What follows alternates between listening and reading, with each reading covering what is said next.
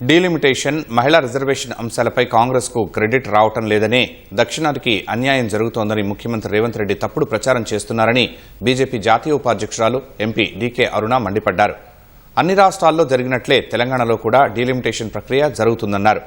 గతంలో కేసీఆర్ కూడా దక్షిణాదికి అన్యాయం జరుగుతుందని మాట్లాడేవారని, ఇప్పుడు రేవంత్ కూడా అలాగే వ్యవహరిస్తున్నారని విమర్శించారు.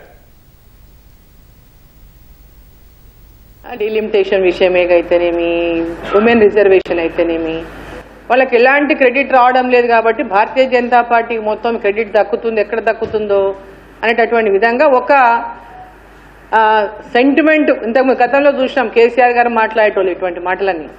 ఇప్పుడు రేవంత్ రెడ్డి గారు అదే సెంటిమెంట్ దక్షిణ భారతం వారు కూడా ఒక నేషనల్ పార్టీకి చెందినటువంటి పార్టీలో ముఖ్యమంత్రిగా ఉన్నారు.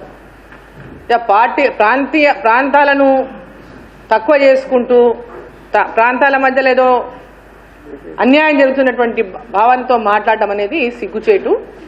ఇది అన్ని రాష్ట్రాల్లో ఏ విధంగా ఈ డీలిమిటేషన్ జరుగుతుందో అదే రకంగా మన తెలంగాణలో జరుగుతుంది. మన తెలంగాణకి ఏం ప్రత్యేకంగా తక్కువ చేస్తలేరు, సీట్లు మనకు ఎక్కువ అవుతున్నాయి.